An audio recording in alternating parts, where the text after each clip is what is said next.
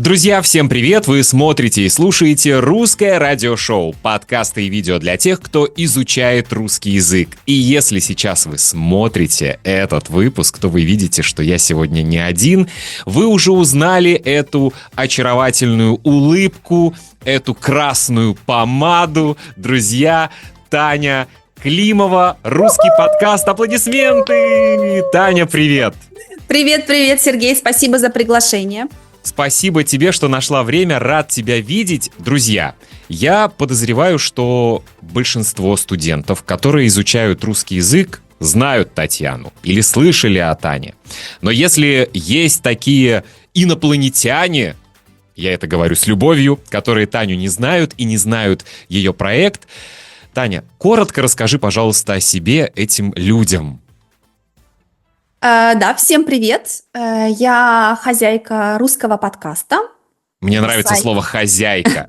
Хозяйка, который существует уже больше 15 лет. На самом деле это один из первых подкастов по русскому языку вообще, где я публикую подкасты каждую неделю для тех, кто изучает русский язык только на русском. Первые 200 абсолютно бесплатные. Вот сейчас много подкастов для членов клуба «Дача», которые покупают абонемент, но все равно я продолжаю публиковать и бесплатные подкасты, и пишу в блоге каждую неделю на русском и на английском. Также делаю небольшие онлайн-курсы для маленьких групп, и вот недавно начала также организовывать языковые стажировки. И вот об этом, друзья, мы сегодня поговорим. Я уже Тане рассказал, почему у меня родилась эта идея поговорить о стажировке, которая недавно прошла в Таллине. У меня есть студент Тео. Тео, привет! Привет, Тео! Мы с Таней обсудили, как мы тебя любим, какой ты прекрасный студент. И Тео рассказал мне об этой стажировке, потому что он принял участие в ней, и ему очень понравился этот опыт, поэтому мы сегодня будем об этом говорить. Так, значит, это была вторая стажировка, правильно я понимаю? Правильно ответ. Да, это была вторая стажировка. Первую мы организовали вдвоем с коллегой из Бельгии, Нелли, в Бельгии. Да, это был совсем другой формат. Вот, так что это была летняя, и сейчас я зимой вы решили, что в вашей жизни не хватает экстрима, и вы зимой решили отправиться в Эстонию, в Таллин. Да, изначально мы должны были организовывать эту стажировку вдвоем, но потом мы изменили немного даты, потому что на Новый год никто не хотел ехать, да, все хотели, может быть, праздновать в семье с друзьями, но чуть-чуть после Нового года было очень много желающих кандидатов. Вот, но Нелли не смогла со мной поехать, я провела одна, так что и поэтому я должна ей сказать большое спасибо, потому что изначально идея была ее, она меня мотивировала. Вот Нелли из Брюгге. Спасибо большое. Почему Эстония? Почему Таллин? Почему? Потому что я хотела выбрать страну, где можно найти разные занятия на русском языке. Со всем уважением к эстонской культуре. Эстонский – это официальный язык Эстонии, но исторически так получается, что на русском там говорят очень много людей. В Таллине около 50% жителей говорят на русском, это их родной язык. Другие 50% – это не родной язык для них, но все-таки вот поэтому было легко найти и экскурсию на русском, и спектакль на русском, очень много всего на русском языке. Вот, поскольку в Россию сейчас поехать можно, но трудно. Это сейчас сложнее из-за войны с Украиной. Ну и многие не хотят. Электронную визу, в принципе, сделать легко, но многие не хотят. Да, визу на самом деле можно сделать. Вот, но, во-первых, лететь неудобно, кто-то не хочет по политическим причинам. Вот там сейчас не работают банковские карты многих стран, вот. Поэтому возможно, но труднее. Поэтому вот такой вариант, страна, где говорят на русском, но не Россия, в центре Европы. Просто очень много хорошего слышали о Таллине. Туда летят самолеты из столиц, всех практически столиц мира. И для кого-то это может быть достаточно дорогой город. Например, у меня были участники из Польши, им показалось дороговато, но по сравнению со Швейцарией, с США, с Францией, вот, гостиница была очень недорогой, Мгм. поэтому вот цены тоже был аргумент. Это правда. Ну и все-таки главный плюс, что, как ты сказала, это Европа, это Европейский Союз, не нужно делать визу, и, в Мгм. принципе, можно относительно легко добраться. Очень, да, очень все было просто. И также Прибалтика, страны Балтии — это страны, которые еще не все посетили, не все там бывали. Страны, которые многих интригуют. И это была хорошая возможность для многих посетить первый раз Эстонию или вернуться туда. Вот, так Это что, правда, да. да. И страны Балтии, благодаря своей истории, все-таки объединяют в себе, скажем так, влияние разных культур и разных стран. И там действительно, во-первых, есть своя богатая культура, хотя многие думают, что страны Балтии очень маленькие, но там есть своя кухня, Мгм. свои традиции, свои праздники и так далее. И, конечно же, есть так или иначе влияние славянской культуры, есть, например, во многих странах влияние немецкой Мгм. культуры и так далее. А сейчас, Абсолютно. вот мне кажется, влияние скандинавской культуры Тоже, и тоже. английской. Не Английской, заметила? да. Ну, я после Таллина посетила Ригу, столицу Латвии, и там было очень много пабов. Да, 10 пабы лет просто назад их везде. не было. Да, Пабы, пабы, пабы, пабы. Может быть, вот это влияние англосаксонской культуры британской. это Э, правда, да. Да, да, так что да, это очень интернациональный город, Таллин, например. Мгм. Очень много возможностей попробовать, например, разные кухни. Мгм. Мы ходили и в украинский ресторан, и в русский, и в грузинский, и в эстонский. Вот все это. Здорово. Это была твоя первая поездка в Эстонию. Да.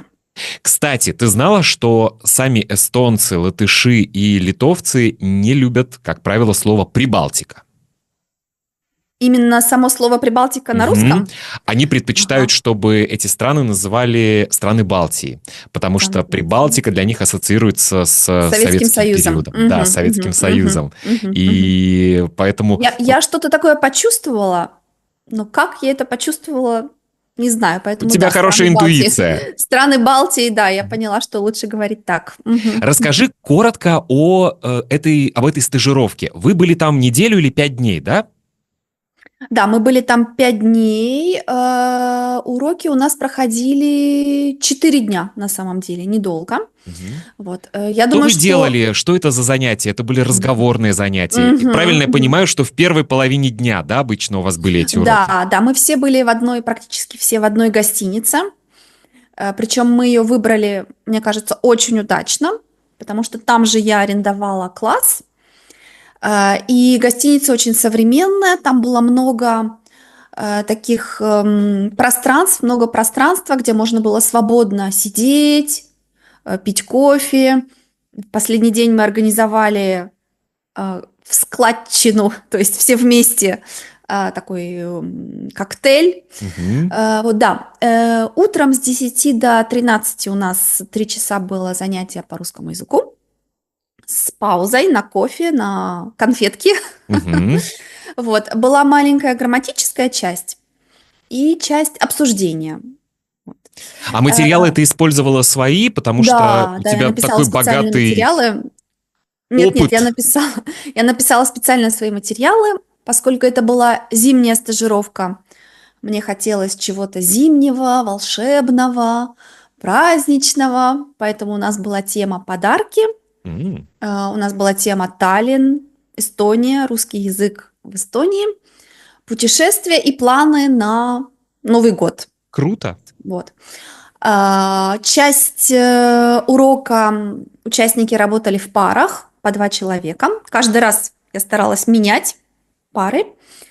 Это было очень интересно, потому что оказалось, что даже когда два неносителя все равно разговаривают, это отличная практика. Да. Но это Да? было очень интересное открытие для меня. Вот. Потом было свободное время, каждый делал, что хотел.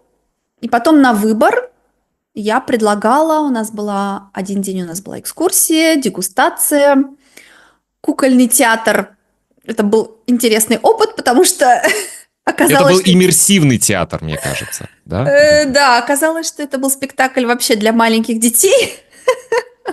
Это было Почему нет? смешно. Для студентов, мне кажется, это хороший опыт. Это было забавно, да, да. У Я нас видел получилось. фотографии у тебя в блоге, кажется, или в Да, социальных сетях. да, В масках вы в были. масках, да. Это было И смешно. все было на русском языке. Спектакль, Был да, только на экскурсии. русском, да, да, да. И вечером мы ходили обычно кто-то вместе, кто-то отдельно в ресторан вместе. Вот я это все организовывала. Вот рано темнело в Таллине зимой. Мгм. В 16 уже начинает темнеть. Это правда. Поэтому было не так много времени, чтобы гулять. Но кто-то приехал раньше, кто-то уехал позже, так что Но я видел фотографии, была настоящая зима. То есть были да. сугробы, был снег, да? Это было волшебно, да. Я не знаю, всем ли понравилось это, но я думаю, что лучше снег, да, сугробы, чем... Был день, когда было немножко мокро, была Мгм. слякоть. Слякоть– Мгм. это мокрый снег, Да. но недолго.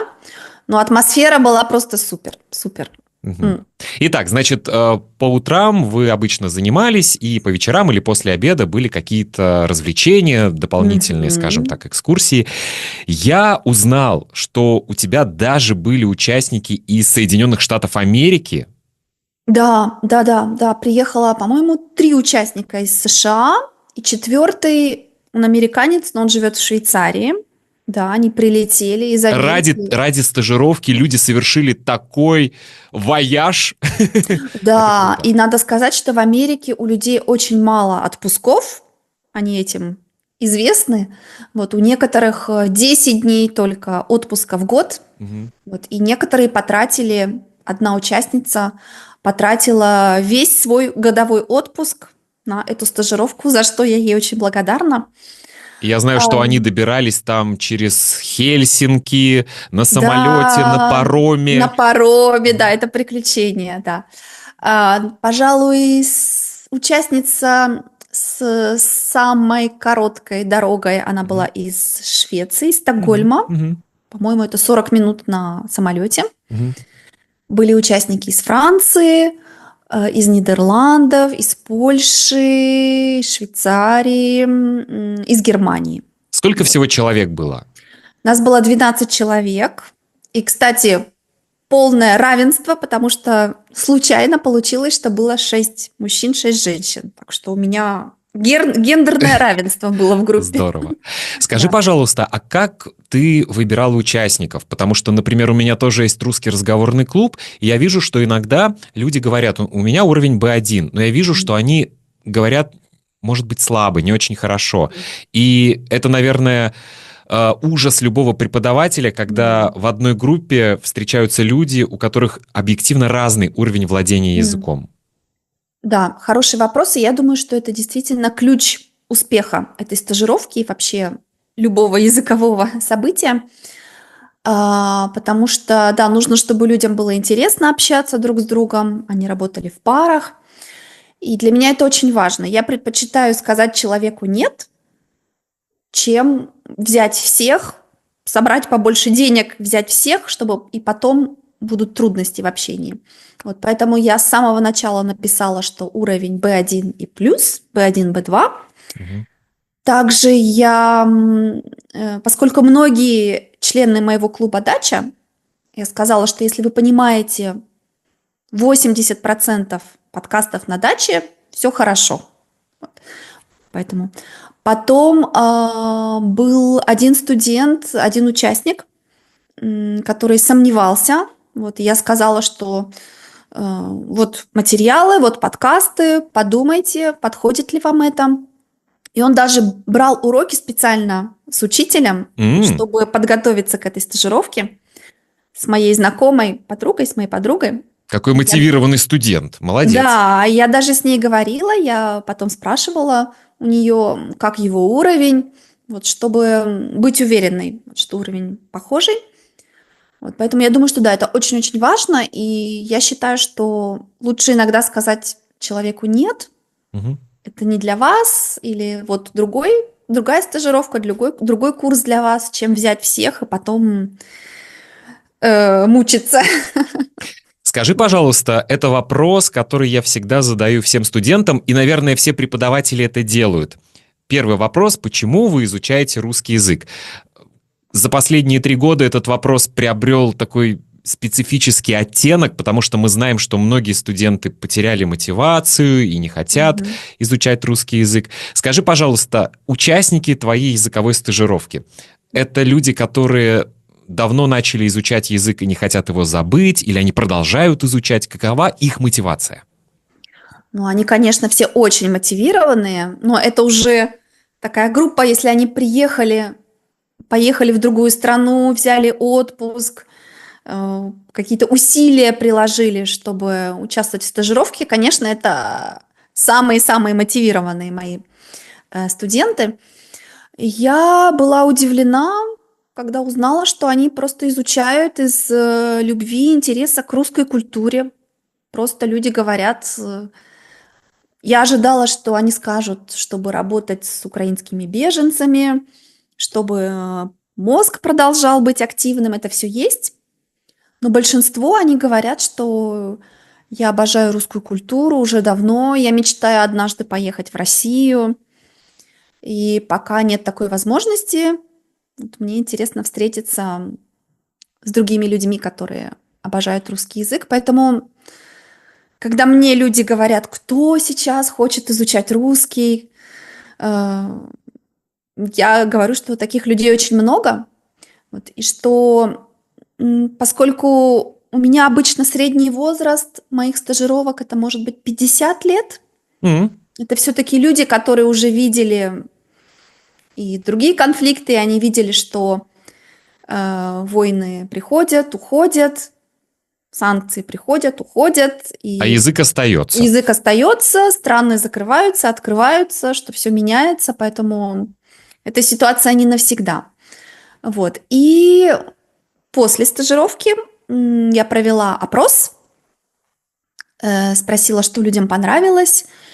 И на самом деле это очень приятный формат путешествия просто, потому что когда ты едешь просто туристом, я, например, не очень люблю ехать просто туристом, когда надо это посмотреть весь день, это как работа. Да, Работа туристом. да. Вот. И А после тут, такого отдыха нужно еще да, отдыхать. еще отдыхать дома. А тут ты что-то новое изучаешь, у тебя уже готова компания, там быстро образовались у нас группы, кто-то 4 по 5 человек ходили в пабы, Я знаю, кто-то мужчины ходили в баню. в баню ходили, Да. да, в сауну, мужчины. Тео, извини, что я сдаю свои источники. Да, они ходили не в традиционную баню, в спа, да, но Мгм. вот они ходили вместе, то есть реально люди подружились. М. И для меня это самый большой успех стажировки. Не то, что они там выучили 100 новых слов, а то, что они нашли, может быть, друзей на всю жизнь. Вот для меня это любимая часть моей работы — создавать связи между людьми благодаря русскому языку. Это здорово. Вот я в М. 2018 году жил в Болонье, изучал итальянский язык в языковой школе. У нас до сих пор в WhatsApp есть группа. Мы периодически Вау, нашей вау, конечно, компанией конечно, из конечно. 6 человек из разных стран, из Австралии, из Франции, из США общаемся, поздравляем друг друга с праздниками. Да, да, я где-то читала статистику, что э, глубина и сила дружбы, дружеских отношений зависит на самом деле напрямую от количества часов, которые вы провели вместе. И когда у вас 4-5 дней таких интенсивных вместе, тем более изучать язык, делать вместе ошибки, диалоги, это все Мгм. создает связи. М, Мне нравится твое отношение к изучению языка, и оно, в общем, близко для меня, потому что действительно ты хорошо сказала, что войны заканчиваются, границы открываются, закрываются, но язык остается. У меня есть свой пример. Когда я приехал в Барселону, я начал изучать испанский язык в языковой школе, и это была государственная школа, у нас была большая группа, почти 30 человек. И я думаю, 80% это были люди из России и из Украины. То есть это были украинцы, которые убежали от войны, и это были россияне, которые тоже по разным причинам не могли просто больше жить в своей стране, и мы все общались на русском языке, без каких-то взглядов, без каких-то фырканий.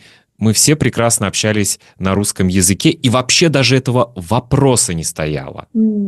Даже этого вопроса. Конечно, когда наш уровень стал повыше, мы пытались общаться на испанском языке, это было забавно, но вот это мой личный пример о том, как язык русский объединил двух людей, скажем, из разных стран, которые обе пострадали от этого ужаса. Согласна, Поэтому здорово, что язык объединяет. Да. Так, скажи, пожалуйста, я понимаю, что говорить о планах — это всегда очень рискованно, а во-вторых, когда я учился на журфаке, нам говорили: самый ужасный вопрос — расскажите о планах на будущее. Я обожаю говорить о планах, это моя любимая Во-первых, тема. вопрос неграмотный, потому что планов на прошлое не бывает, поэтому просто о планах нужно спрашивать, не о планах на будущее. Но мы давай по-другому. Я попрошу рассказать не о планах, я попрошу сделать маленький спойлер. Русское слово «спойлер». Пожалуйста, маленький спойлер по поводу следующей языковой стажировки. Я просто не могу не начать планировать следующую стажировку, потому что участники уже... Я даже еще не отдохнула от этой, они уже начали обсуждать, где будет следующее. Я думаю, что страны Балтии — Хороший это выбор. отличное направление. Я спросила у участников, куда бы им хотелось поехать. После Таллина я посетила Ригу. Мне показалось, что это тоже интересное место. Так что кандидаты следующие — это Рига, Вильнюс, также, возможно, Тбилиси, Грузия. Но нужно подумать, потому что летом там все-таки жарко. Вот, может быть, Армения. Армения — это немножко далеко. Так что я думаю, что сейчас пока продолжу со странами Балтии. Вот Рига или Вильнюс. Это интересно. Отличный выбор. Мне кажется, отличный выбор. И, кстати, если я буду в это время или в Литве, или в Латвии, я с большим удовольствием приеду. Не знаю, мы можем устроить мастер-класс, погулять вместе. Для меня это будет большая радость, потому что я всегда люблю общаться с интересными людьми. И, наконец-то, мы встретимся с большим удовольствием. С большим удовольствием. И я думаю, что, да, хотя я с большим уважением отношусь к культуре, истории этих стран, все равно очень интересно и приятно увидеть, что русский язык может служить языком общения в этих странах тоже. И для моих участников это тоже было очень интересно. И да, опять-таки, когда меня спрашивают, почему люди сегодня учат русский язык, политика — это политика, есть теория, но на практике еще есть огромное количество стран, где этот язык используется. И когда я ехала на поезде из Еревана, из Армении в Тбилиси, в Грузию, когда встретились таможенники — это как полиция на границе. Да. Грузинские и армянские. Они между собой начали говорить на русском. «Привет, брат!» Поэтому... Да, это остается языком международного общения в некоторых странах, и есть очень много стран, где на нем можно пообщаться. Это правда, это правда. Друзья, Таня Климова, сегодня была в Русском радиошоу. Если вы хотите принять участие в языковой стажировке, я думаю, что вы легко найдете сайт Тани, я обязательно оставлю ссылку. Следите за новостями, подписывайтесь на социальные сети, и, может быть, на одной из стажировок мы тоже с вами встретимся. Таня, спасибо тебе большое. Спасибо, Сергей. Пока. Пока.